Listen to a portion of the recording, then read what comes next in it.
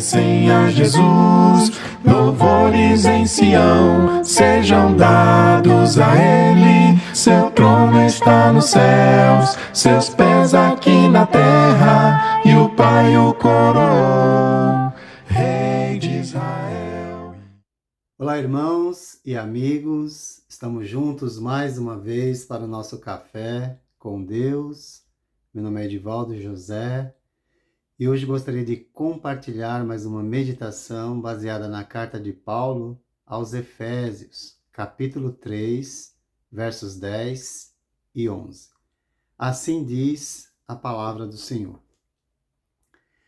A intenção dessa graça era que agora, mediante a Igreja, a multiforme sabedoria de Deus se tornasse conhecida dos poderes e autoridades nas regiões celestiais, de acordo com o seu eterno plano que ele realizou em Cristo Jesus, nosso Senhor.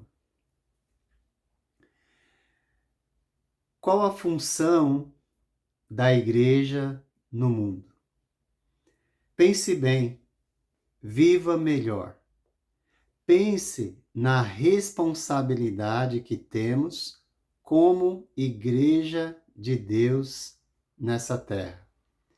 Pense no privilégio de fazer parte do eterno plano ou propósito que Ele realizou em Cristo Jesus, nosso Senhor. Qual a função da Igreja no mundo? Paulo, de forma cristalina, ele diz que a função da Igreja é tornar conhecida a multiforme sabedoria de Deus. As muitas formas de Deus atuar no mundo. E desta forma, nós precisamos pensar em como estamos nos relacionando com Deus, a fim de manifestar a sua sabedoria no mundo. O nosso relacionamento com Deus, o Criador e doador da vida, é importante. Mas se não entendemos a nossa função como igreja, tal relacionamento tende ao fracasso e perderemos a nossa relação com o Deus Redentor, pois a nossa dedicação a Ele depende do quanto nos dedicamos à sua igreja. Não é possível separar a nossa relação com Deus da relação com a igreja de Deus. Igreja não é uma instituição humana, ela é divina. Ela é o corpo de Cristo atuando no mundo para levar a mensagem de salvação ao mundo perdido. A palavra igreja, a palavra grega eklesia, nos traz essa ideia de pessoas que foram chamadas para fora do ambiente em que estavam para uma reunião com determinado propósito. E o nosso propósito é comunicar, é manifestar a sabedoria de Deus por meio da sua atuação em nós. Deus age de muitas maneiras e precisamos procurar compreender, entender a sua maneira de agir, pois ele vai fazer isso através do seu povo, o qual ele chama igreja. A sua sabedoria será manifestada por meio do seu povo. Devemos conectar a nossa mente ao nosso chamado, pois sabemos, como diz Paulo na carta aos Romanos, que todas as coisas cooperam para o bem daqueles que amam a Deus, daqueles que são chamados segundo o seu propósito. A submissão ao propósito de Deus, ao chamado de Deus, nos conduz a andar nesse mundo, manifestando a sua sabedoria. Não há como se envolver com Deus sem se envolver com a Igreja de Deus, comprada com o seu próprio sangue, com o sangue do seu Filho. Não há como se dedicar a Deus sem se dedicar à Igreja de Deus. Se nos envolvemos e nos dedicamos, somos considerados verdadeiros discípulos de Jesus. Se não nos dedicamos, somos considerados apenas pessoas religiosas, como aqueles na época de Jesus. E nada mais do que isso, é importante a gente notar que o mundo não precisa de mais religiosos, pois já está cheio deles. O mundo precisa de verdadeiros discípulos de Jesus, que levam esclarecimento e não confusão no meio do povo de Deus. É necessário lembrar o que Jesus disse, que nós estamos no mundo, mas não somos do mundo. Devemos estar com essa palavra em nossa mente, para não nos associar àquilo que revela falta de sabedoria, porque o nosso propósito é manifestar a sabedoria de Deus no mundo através da pregação da sua palavra. Quando nós perguntamos qual a função da igreja no mundo, estamos também perguntando qual a função do discípulo no mundo, pois cada discípulo é um representante de Cristo e de sua igreja em qualquer parte deste universo.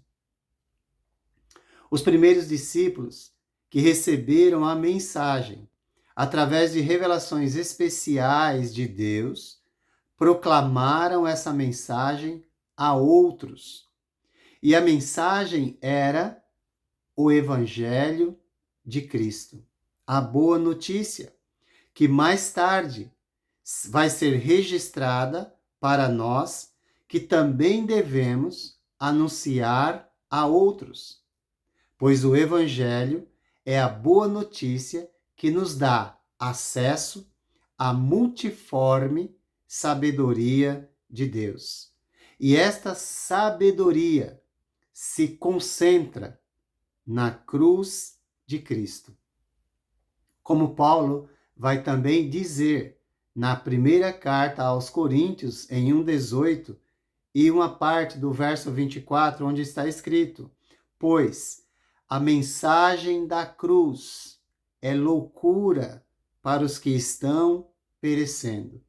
Mas para nós que cremos, que estamos sendo salvos, poder de Deus. Cristo é o poder de Deus e a sabedoria de Deus. Então podemos afirmar com tranquilidade: não há verdadeira sabedoria fora de Jesus, o Cristo, pois nele estão escondidos todos os tesouros da sabedoria e do conhecimento. E se nós almejamos essa sabedoria, esse conhecimento, precisamos nos envolver com ele e com a igreja dele, comprada com o seu próprio sangue. Se o evangelho for aceito, o mundo seria melhor. Se o evangelho fosse aceito, esse mundo seria melhor. Mas Jesus não veio tornar esse mundo melhor. Ele veio para libertar as pessoas do pecado e conduzi-las para a eternidade com Ele. Nós devemos compreender que estamos numa batalha espiritual e que nós não fomos chamados para tornar este mundo melhor, mas para resgatar as pessoas desse mundo de trevas, desse mundo tenebroso. Ele não veio para fazer obras sociais nesse mundo, mas para nos libertar do sistema que esse mundo nos impõe, a fim de que esqueçamos que a verdadeira transformação está na aceitação do Evangelho de Cristo e seu significado. É necessário morrer para o sistema desse mundo e viver para Deus. Pois tudo o que há no mundo, a cobiça da carne, a cobiça dos olhos e a ostentação dos bens, não provém do Pai, mas do mundo. O mundo e a sua cobiça passam, mas aquele que faz a vontade de Deus permanece para sempre. 1 João 2, 16 e 17. João está falando justamente que nós não estamos ligados ao sistema desse mundo, que vive na cobiça, na ostentação e nos prazeres. Não. Deus não veio para tornar este mundo melhor, mas para resgatar as pessoas do pecado, das trevas e levá-las para a eternidade. Entender a função da igreja no mundo é entender a nossa função como discípulo nesse mundo. Só poderemos nos dedicar a Deus quando, de fato, compreendermos a importância de nos dedicarmos à sua igreja. Portanto, pense bem, viva melhor. Pense na responsabilidade que temos como igreja de Deus. Pense no privilégio de fazer parte do eterno plano, do eterno propósito que Ele realizou em Cristo Jesus, nosso Senhor. Pense que você e eu, se você já é discípulo de Jesus, somos os mais privilegiados de todos os seres humanos na Terra, pois Ele nos deu as suas grandiosas e preciosas promessas, para que por elas vocês se tornassem participantes da natureza divina e fugissem da corrupção que há no mundo, causada pela cobiça. 2 Pedro 1:4. Tome posse daquilo que é seu e saiba que a verdadeira recompensa não está aqui, mas nos céus. Cumpra a sua função como igreja. Viva como discípulo de Jesus e deixe o restante com Deus. Pois a intenção da graça, quando compreendida, é manifestar a multiforme sabedoria de Deus, através de mim, através de você. Que Deus abençoe e te aguarde. E poder pertencem a Jesus, louvores em Sião sejam dados a Ele. Seu trono está nos céus, seus pés aqui na terra, e o Pai o coroou.